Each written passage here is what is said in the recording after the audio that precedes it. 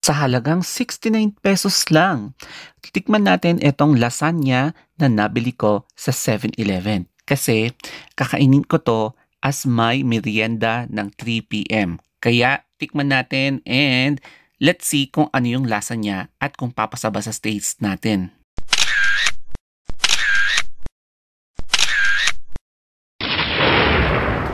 Alas 3 na at bigla akong nag-crave ng lasagna. At nagbakasakali ako dito sa 7-Eleven, baka meron silang available na lasagna doon sa mga frozen items. Iniwan ko nga pala itong payong ko dito sa may entrance sa labas and hopefully hindi siya mawala paglabas ko ng 7-Eleven.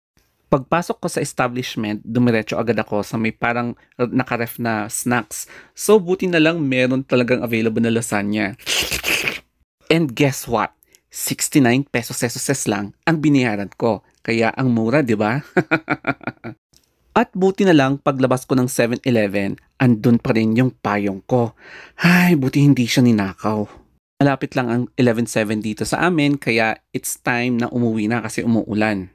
Pagka-uwi ko, agad ko na siyang microwave. So, tinest ko muna yung 30 seconds, baka okay na siya. So, ipapasok natin and let's wait.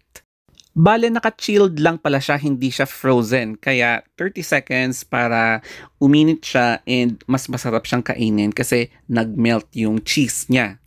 Nag-offer ang 7-Eleven staff na ima-microwave nila pero sabi ko sa bahay na lang para mas mainit. Bale, ang panulak ko nga pala ay etong hot tea. Tapos samahan mo pa ng turmeric. So, ang daming combination, di ba? So, yan yung lagi kong iniinom everyday. Medyo binuksan ko nga pala ng konti bago ko siya microwave para hindi ako maaksidente or mapaso sa steam niya. So ayan na nga, eto na, kakainin na natin itong lasagna. At nakalimutan ko, meron din pala silang bread. Kaya kainan na. Ito nga pala yung packaging ng lasagna na nabili ko for 69 pesos. And after microwave ko, di ba, parang bagong luto siya or bagong bake. So, uulitin ko sa halagang 69 pesos na mabibili mo lang sa 7-Eleven, ganito ang mabibili mo, makakain mo at maaamoy mo. Ang unang tikman natin ay itong garlic bread. So, may butter siya, tapos may garlic din ako na nalalasahan, tapos malambot siya kahit na microwave ng medyo matagal. So, it's a yes for me. And syempre, yung panulak natin na hot tea with turmeric. Ngayon naman ay eto na, yung main course natin na lasagna. So gagamitin ko itong plastic spoon, spork pala. So yan yung close-up view ng lasagna. And ang masasabi ko is, alam nyo, same siya sa mga coffee shop na nag-offer ng lasagna. Parang ganun yung taste. Pwede rin sa mga fast food. Kaya okay for me.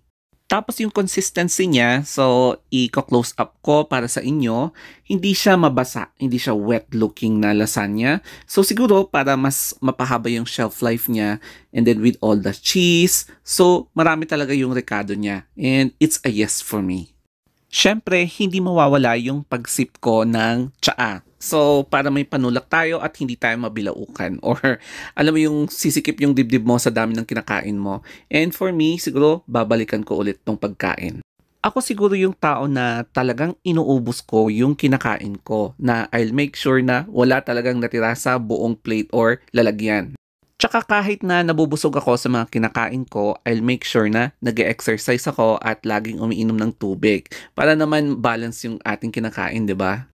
Tsaka ang isa pa, ako yung tao na hinuhugasan ko yung mga disposable na lalagyan ng kinakain ko, maski plato or ganito, para hindi mabaho yung basurahan. So kayo din ba ganito? Overall, hindi ako nagsisi sa pagbili ko ng lasagna for only 69 pesos sa 7-Eleven kasi masarap na nga, mura pa. O di ba? Gusto mo rin ba?